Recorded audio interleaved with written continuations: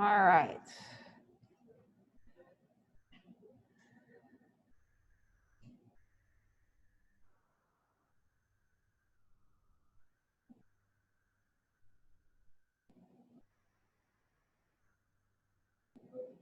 Did anybody think they weren't marketing and they're marketing and they're panicking right now, or are we all okay? All right. Does this make me louder? No, because it's not on. Let's see if I can feel this. I feel like I'm like wired for sound. All right. Does that make me louder? Hello?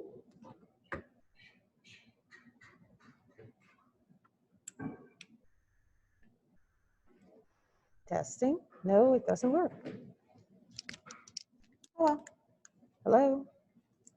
I swear, every time I get into a classroom, something goes wrong. All right, forget that. All right. So are we ready to finish up the chapter 1?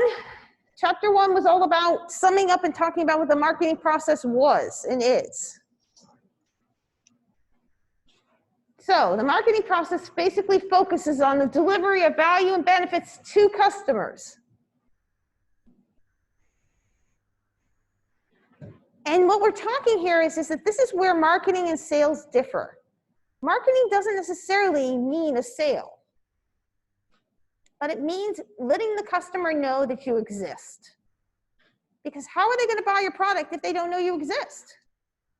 If they don't know the product is there and meets a need and want, then how are they going to know to buy it? So marketing is all about delivering that value and those benefits to the customer so that they have something that they need and you're filling that need. Thus, they're probably going to buy it and thus they will become a sale. But sometimes marketing has nothing to do with a sale.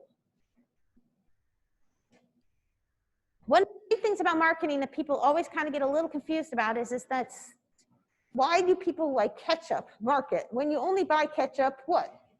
How often do you think you buy ketchup? Once or twice a year, maybe? No, I probably buy it once or twice every 2-3 months, but not very often, right? Well, why do they constantly advertise? When they know that they're not going to see a huge increase in sales tomorrow on ketchup, even if they advertise. Why do they advertise? Why do they market? Why do they let people, why? Right. Because if you don't remind them you exist, then when they get to that aisle and they're looking at all those ketchups, how do they know which one to buy? But if you are Heinz and you reminded them how great you are, which one are you going to buy? Let's hope Heinz, right?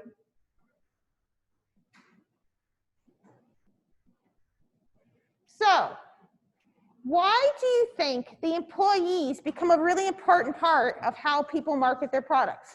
Were you in class yesterday? I mean, Wednesday. It's okay. Don't worry. That was not like one of those questions that was like a terrible question. Just shut your name off. I just needed to know if you needed other stuff. I know you walked up 4 flights of stairs. It's with a mask. It's tricky. Oh, okay. It is. So, what is it about the employees?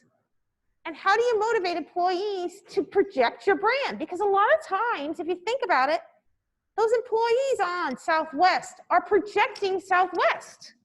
And if they're not projecting a happy, fun example, then all people are going to see is the fact that they became herded like cattle into a plane in which they have to do all their own work.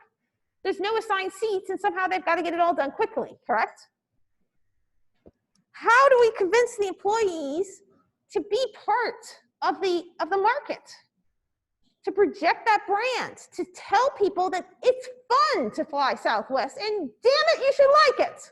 Now, granted, none of this works with COVID, but pretend COVID doesn't exist. How do they do it? Probably with like a solid mission statement and like a positive company culture. Absolutely. How do you create a positive company culture? How do you make people feel like they're vested in something? Yep. Award them for their work. What kind of things would award, what kind of awards would make an employee motivated? Incentives, bonuses. How about just owning a part of the company? Southwest, all the employees own a portion of Southwest. Are either of you first-time comers to marketing? You both were in class before. Yes or no? You were not in class before.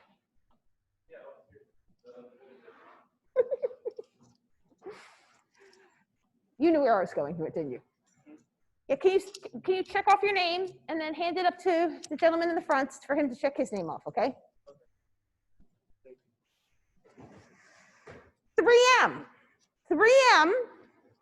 I just contaminated you all. Hopefully I just said my COVID test, so we're okay. All right. 3M. What does 3M make? It makes a very famous product we've all used in our lives. Tape. Post-it notes. Those sticky things you used to put things on your wall, correct? Those are all 3M. Command strips are 3M. How does a company like 3M, they make tape, they make command strips, they make post-it notes. That's kind of uninteresting, isn't it? How do they motivate their employees? How do they make their employees want to talk about their products? Does anybody know how post-it notes came to be? Well, believe it or not, post-it notes were supposed to be a high-powered glue that they were going to use on the space shuttle. Needless to say, probably that glue would not be a good glue to use on the space shuttle. What happened was the scientist got really pissed off because his glue wasn't working. So he had his little glue, he had a little blob of it, and he threw a piece of paper down and went to work, went to lunch. Came back, picked up his paper, didn't even think anything of the fact that there was glue underneath it, and all of a sudden realized he could pick up his paper. The glue was stuck to the paper, but guess what? It wasn't stuck to the counter. Enormous mistake, a great invention. Here's the thing that was really cool. 3M let him have the patent. So at 3M, if you design something brand new, something brand whatever, you own the patent. 3M pays you for the use of your invention. That motivates employees at 3M to constantly be inventing new things. And needless to say, if you think about command strips and you think about all the different ways that those are designed and all the different kinds of post-it notes, people are constantly inventing new post-it notes. I mean, you can get post-it notes now that are white paper that you can stick on a wall, use it as white paper, and then take that right off. Whiteboard, like this.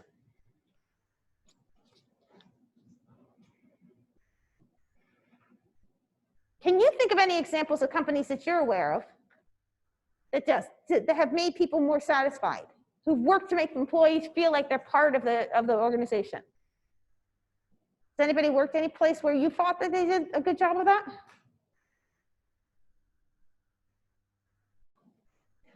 All right. Has anybody ever worked at Starbucks? Has anybody ever worked for a restaurant where you got free food when you were working there? Okay. Well, think about it. If you like the food and you eat the food, you're basically one of their customers, but you're eating it, so you're telling them what you like and dislike, aren't you? You're kind of like their own little focus group. And it was really quite cheap, wasn't it, for them? Yeah, it really didn't cost them much of anything. Suggestion boxes. Well, yeah, you might eat a lot. I don't know. You might have cost them a lot. I don't know. But you're a growing boy. Yeah, you might have eaten more. But anyway, the point being is those types of things are ways to make your employees more vested in having a relationship with you, telling you what they think. If you eat the product that you're making, you're more likely to say, damn, you know what? I noticed that the pieces of chicken on the chicken sandwich are too big and everybody has to cut them up. Maybe we should make the pieces of chicken either way bigger or much smaller. I don't know. Who knows? Yep. I think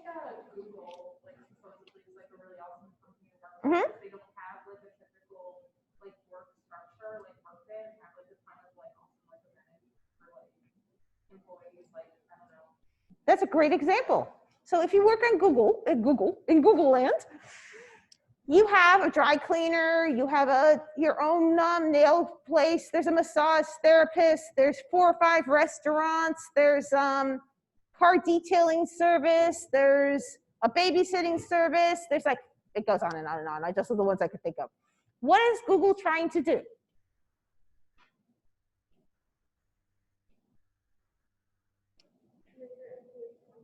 Make their employees comfortable. Unfortunately, at Google, you work pretty long hours. So what is the notion? If they're going to work really long hours, you're not going to make it to the dry, if you were going to the dry cleaners, you're not going to make it to the dry cleaners in time. You're not going to make it to the babysitting to pick up on time. You're not going to necessarily always have dinner ready. So if you can get something to take out to bring home, cool. What are they doing? They're adding in things that make it so that when you work late, you don't feel like you're working late.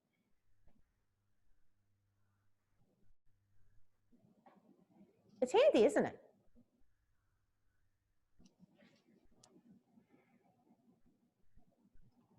Of course, it kind of,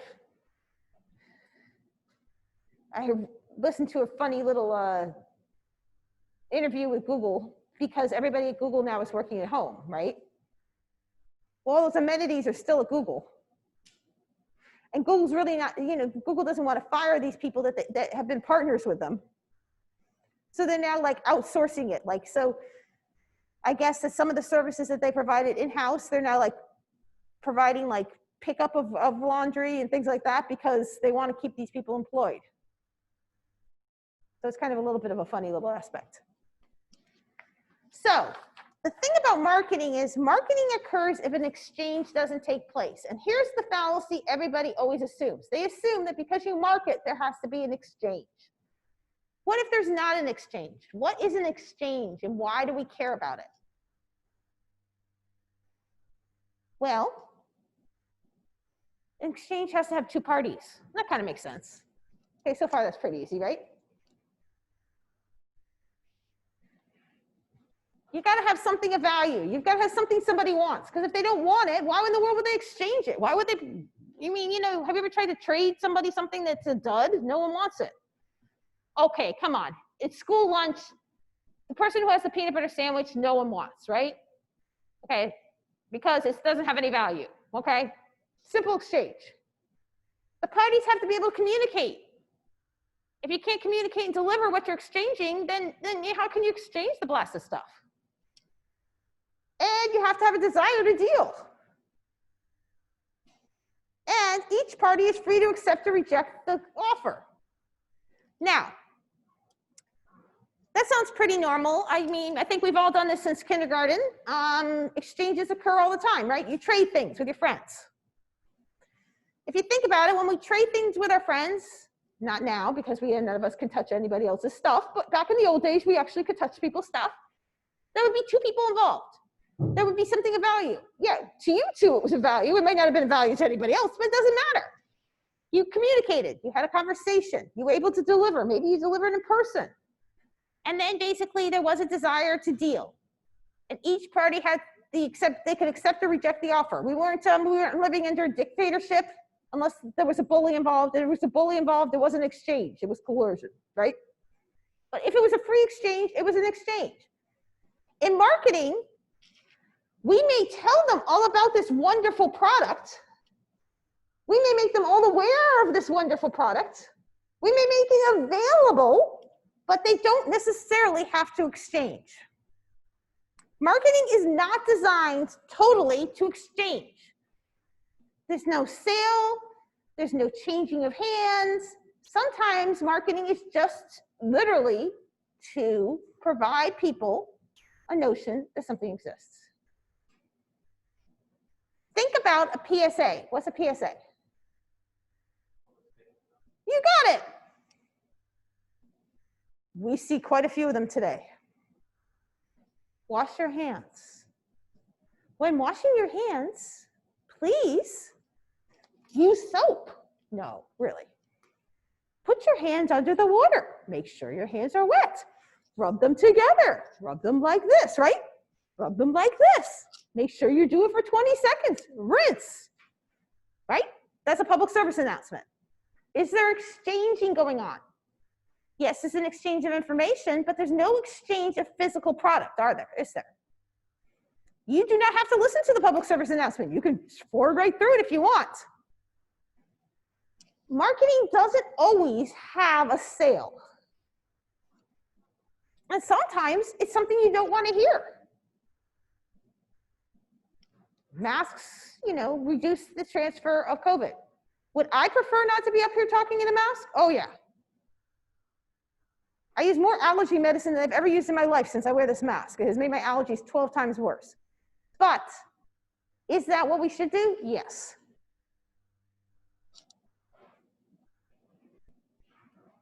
So the questions that get into case is that there are a lot of different philosophies behind marketing. What we were talking about with the exchange is because within marketing, there are different ways that people market. And every company is one of these. They either market with a production marketing in mind. In other words, what can they make? What do they do best? They do that, you market it.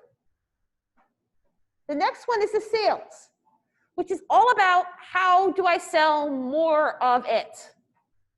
So what do you think a sales orientation might be? What kind of things would you put for marketing for those? Reduce price, promotions, buy one, get one free. Those are ways of selling more. Companies that sell and use their marketing for only that will only do those kinds of things. They will not tout benefits. They will not tell people they don't really care what customers want next. All they want to do is sell as much as possible. Most companies today, partially because of the internet and because there's tons of information available, live in this world.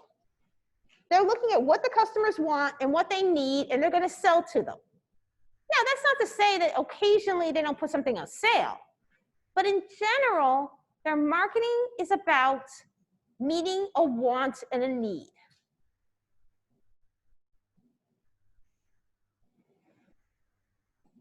You want ketchup.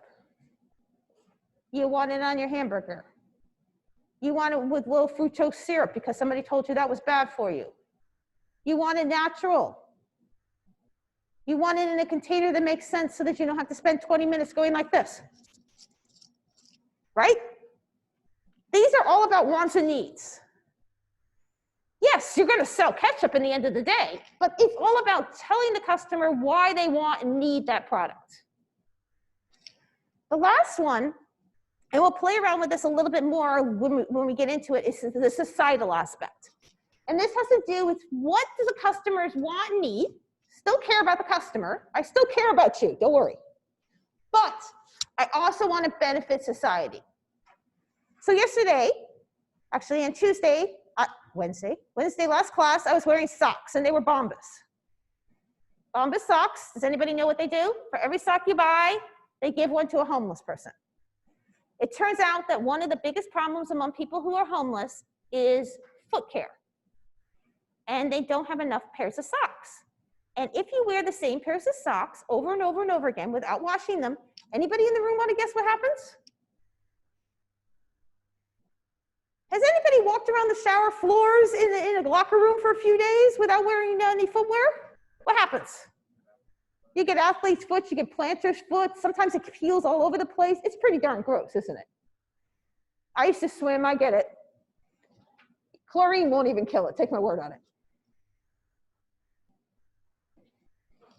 So, what's the difference between the sales and the marketing approach? And why do we care?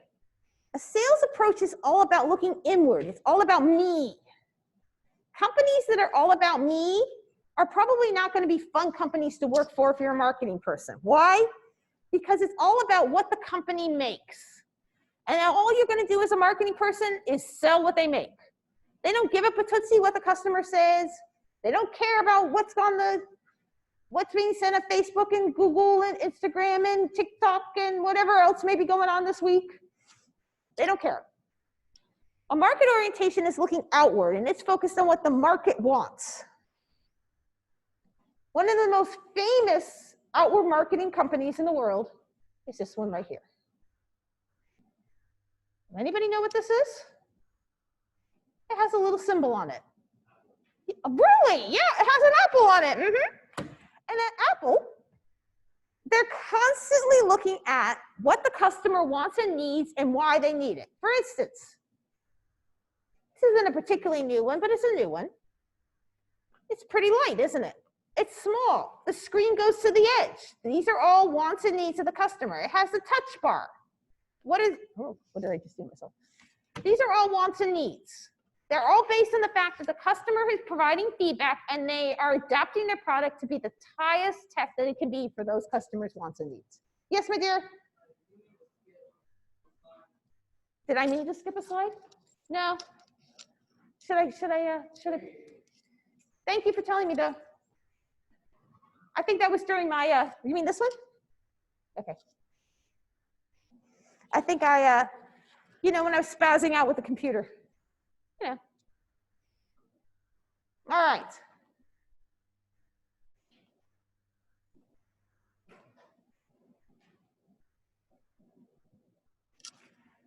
So, how does this fall out? If you want to know how a customer is dealing with whether they're going to be sales or whether they're going to be a market orientation, you look at, are they looking at customer value? Are they looking at customer satisfaction? Are they looking at building business? If they're not looking at those things, guess what they are? Sales. If they're looking at those things, guess what they are? Market, right? What's the firm's business? If you're making, screws, that might be a signal. Who's the product directed to? If it's directed to a consumer, it's very likely going to be a market orientation because it's very hard to sell things to consumers if you don't meet their needs and wants. You become a one-hit wonder. You become the silly bands of the world. Everybody remember those? Or the fidget spinners? Yeah. What's the primary goal of the company? When you go on their website, you can tell right away. You get the feel. When you read Google, you get the feel what Google is doing. And then you get the tools. You get to look to see what the company's doing, how they're getting information, what they've got on their website.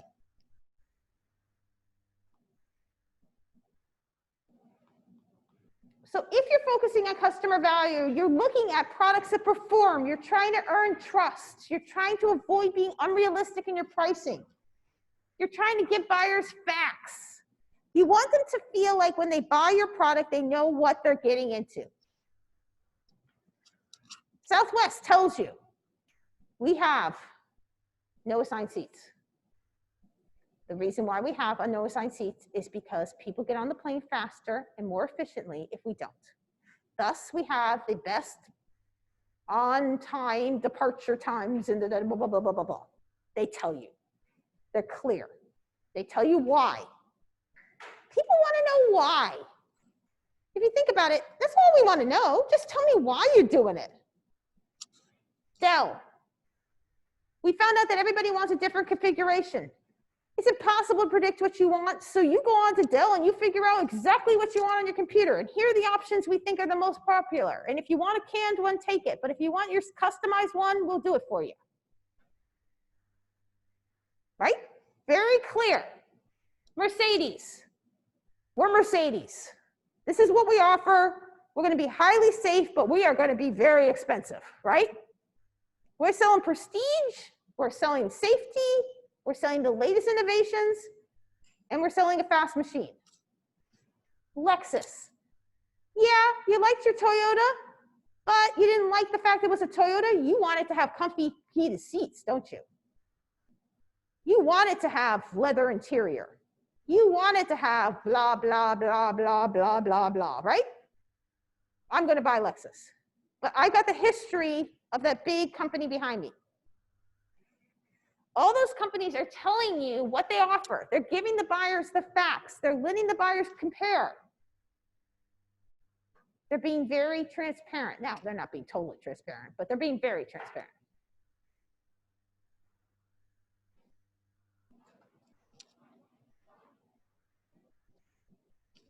If a company focuses on customer satisfaction, guess what? They care about the market. If they don't focus on customer satisfaction, they don't care. If a company is looking for feedback from you, then you know that they really are market orientation. Starbucks, tell me what coffee you like. Tell me what you don't like. Yelp, Amazon. Dear Bethany, you bought this puppy 4 years ago for my daughter who is now a senior. She died if she saw this, right? Let's see, how many years ago is this? 6 years ago, she wanted this puppy. There it is. They asked me how I liked it. She'd be like, oh, Mom.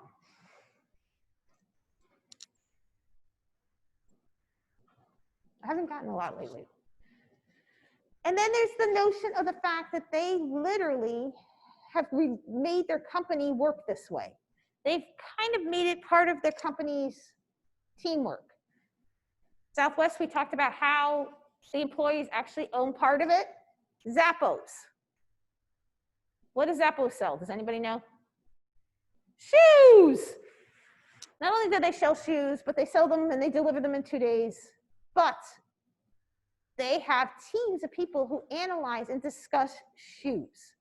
What are people asking for? What is the most common questions? What do people think about? What do people want? And if a customer comes to them and starts asking for something that isn't available, there will be a team of people. If they think it's an interesting idea, Zappos will empower employees to go off and spend a certain amount of their time investigating a new trend in shoes, footwear, boots, running shoes, whatever. The Four Seasons, fairly prestigious hotel chain. They give everybody in their company a certain amount of money every day, every week, I think it's every week, to just basically do something for a customer that they feel is in need. So if a customer comes to them, usually like a little, let's pretend a little old lady, and her dog is barking in the room and they need to figure out what to do, that employee could go out and buy a dog toy for that particular dog. They could just do those little things. And then Coca-Cola. What is selling? What's not selling? When Coca-Cola bottlers go out, in different markets, they actually have different product mixes based on what they've heard. Coke Cherry, Coke Vanilla, Coke Orange. Those all came from feedback from bottlers about what people are mixing at restaurants and what they were seeing. Going back to those machines, you know, where you push the buttons? That has, you know, when you go in now and you go like to, I think Five Guys has them. And you go in and you can pick what you want and you can kind of make your own custom. That's based on feedback from associates about the fact that people just want to have kind of back to that soda fountain, old-fashioned way that they could customize their sodas. So to summarize it up, sales orientation inward, all about me, what I'm selling. Market orientation outward. The famous quote for the sales orientation that you always remember is Henry Ford. I make on Model Ts. I make them in one color. I make them in any color any color the customer wants if it's black. Needless to say, Henry Ford made the Model T in one color. Very inward, right? Outward, people like Apple, Google. The firm sells goods and services. The firm sells satisfying needs and wants. Who's it for? Everybody. Here's it for people who want my product, people, a specific group of people. They can demographically tell you who they're for. What's the primary goal of the company? Maximizing sales. What's the primary goal of the company? Customer satisfaction. Promotions. All sorts of different coordinated marketing activities.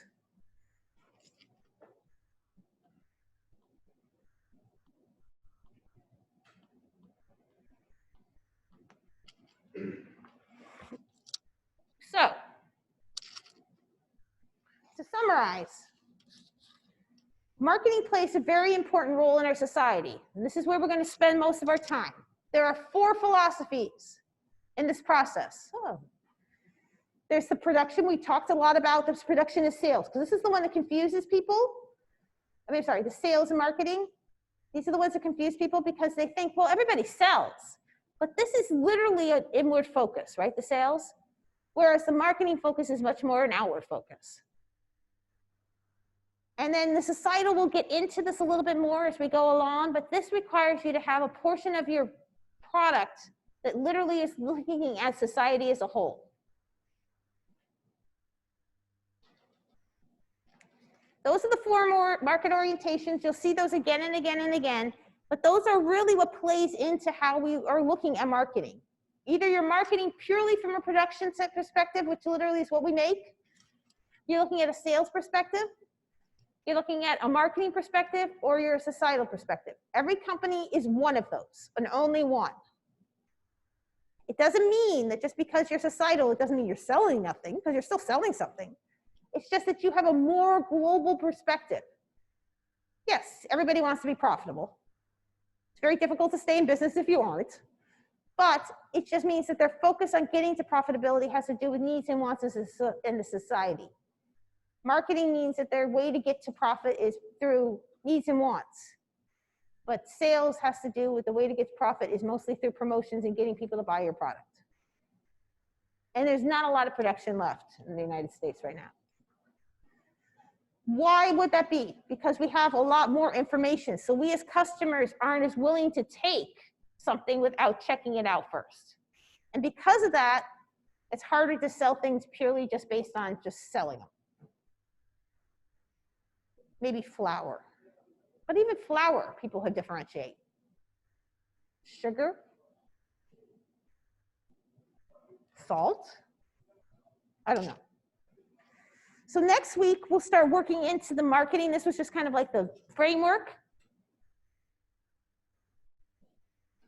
But get on Engage, see where everything is, make sure you know where everything's going, take a look at the syllabus, see the due dates, and we'll start moving forward from there. Any questions? Any concerns? Yes. I just ordered my books like 2 days ago. Uh-huh. Now, would that be in the same place, like any other time you'll get something shipped here, or would I have to rush it? I think you'll get it at the same place. Yeah. All right, guys. Have a fantastic weekend.